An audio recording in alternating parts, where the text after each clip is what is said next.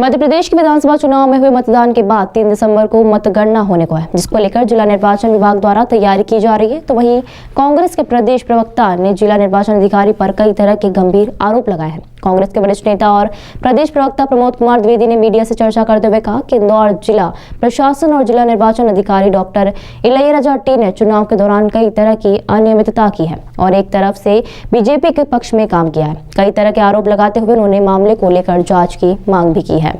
आयोग अधिकारी की किसी लापरवाही को लेकर आज एक प्रेस वार्ता रखी, क्या विषय है?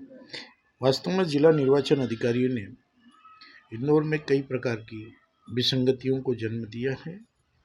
एक तरीके से देखा जाए तो भाजपा का समर्थन किया है।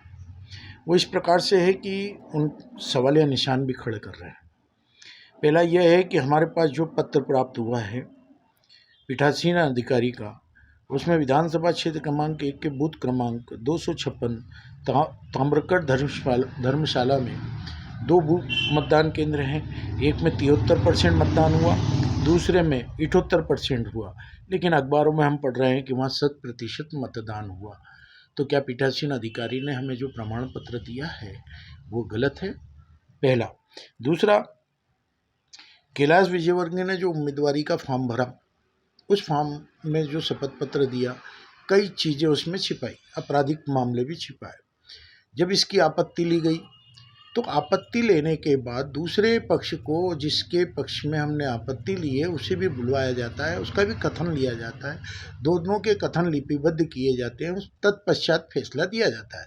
परंतु इस संबंध में अधिकृत व्यक्ति ने, जो निर्वाचन अधिकारी के पद पर हैं, उनके द्वारा मनमानी का फैसला दिया गया। नियमानुसार जिला निर्वाचन अधिकारी को इस मामले में कार्रवाई करना चाहिए। निर्वाचन संबंधित कई आचार संहिता के उल्लंघन के हमने बहुत सारी शिकायतें की गई, परंतु विधानसभा क्षेत्र क्रमांक 1 में इस ओर किसी भी प्रकार की तवज्जो नहीं दी गई। पूरे देश में इंदौर में विधानसभा क्षेत्र क्रमांक 1 के जो निर्वाचन के शिकायतें थी सर्वाधिक थी। गुम्मटगिरी पहाड़ी विवाद मामले में, जो 2 समाज का मामला है, गुर्जर समाज और जैन समाज, कलेक्टर ने कैसे कैलाश विजयवर्गीय, जो कि उम्मीदवारी उनकी घोषित कर दी गई थी, उन्हें बैठक में बुलाया। रेसिडेंसी कोठी में बैठक आहूत हुई। इस प्रकार से ऐसा लगा कि वो संवैधानिक पद पर कैलाश विजयवर्गीय को मानते हैं। क्या वो कैलाश विजयवर्गीय मंत्री थे? क्या वो संवैधानिक पद पर थे? चुनाव में अप्रत्यक्ष रूप से लाभ देने की चेष्टा है कलेक्टर की। मैं ये आरोप भी लगा रहा हूँ। कलेक्टर इलैयाराजा कंट्रोल रूम प्रभारी भी हैं। फिर उनके कंट्रोल रूम से ऐसी सूचना कैसे गई कि कई अधिकारी जिनका निर्वाचन में ड्यूटी नहीं लगी थी, अचानक उन्हें रात को बुलाया गया।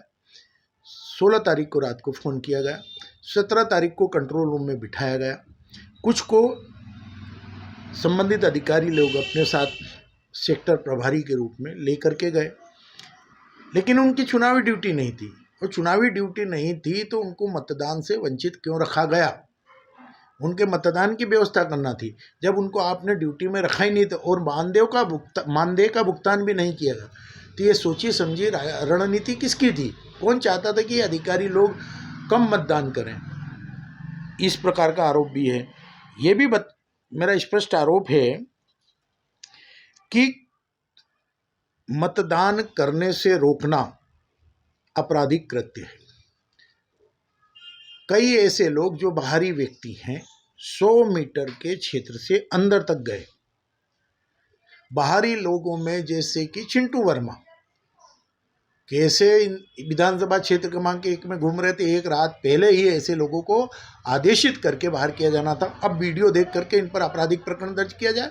इसी प्रकार से मनोज मिश्रा और अन्य ने, जो कि पोलिंग बूथ के अंदर है, एजेंट के अलावा कोई भी 100 मीटर के दायरे में नहीं जा सकता, बार बार कैसे गए?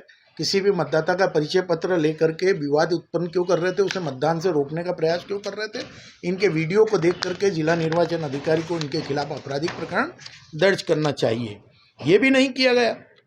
साथ ही साथ और भी महत्वपूर्ण बात यह है कि एरोडम थाना, मल्लारगंज थाना, सदर बाजार थाना क्षेत्र के अधिकांश पुलिसकर्मी और टीआई अपनी नेम प्लेट लगाए हुए नहीं थे। आपके सामने संज्ञान में ला दूंगा कि एरोडम थाने के अंदर टीआई के कक्ष में जो विवाद हुआ, बाहरी व्यक्ति कांग्रेस के विधायक के साथ अभद्रता का व्यवहार कर रहा था। उस समय कैसे वो अंदर घुसा, सवाल ये है कि विभिन्न थाना क्षेत्र के ये 3 थाने मैंने घूमा है, यहाँ के अधिकांश पुलिसकर्मी क्योंकि बेज नहीं लगे थे। सदर बाजार के एक पुलिसकर्मी अवस्थी जिनका नाम है, मैंने ये सवाल किया कि आप चुनाव आयोग के द्वारा नियुक्त अधिकारियों ने जो पंचनामा बनाया है उस पर सवालिया निशान खड़े कर रहे हैं, आप इनकी शिकायत क्यों नहीं लिख रहे हैं? बोले इनको ट्रेनिंग लेना चाहिए रिपोर्ट लिखने की। तो क्या निर्वाचन अधिकारी के संज्ञान में ये सारे मामले नहीं आए? इसी प्रकार से कैलाश विजयवर्गीय ने जो किराएदारी वाली बात बताई है, शपथ पत्र में है नहीं।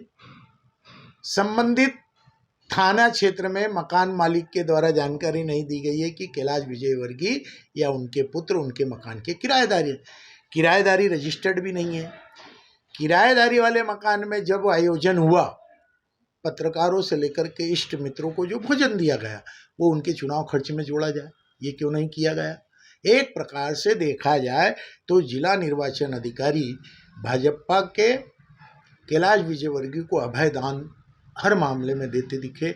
उसी प्रकार से और तो और संदेह है कि जो आपत्ति सावेर के विधानसभा क्षेत्र में पीठासीन अधिकारियों से प्राप्त प्रमाण पत्र और जिला निर्वाचन कार्यालय द्वारा जो सूची जारी की गई है उसमें अंतर क्यों है? 1 नंबर विधानसभा और सावेर, यहाँ के मतदान सामग्रियां देर से क्यों ली गई और अब ये अंतर आ रहा है, तो ये सवालिया निशान खड़ा कर रहा है। मैं सीधे सीधे इलैया राजा साहब के पुराने कारनामों की तरफ ध्यान दिलाना चाहूँगा कि इनके अटेर में विधानसभा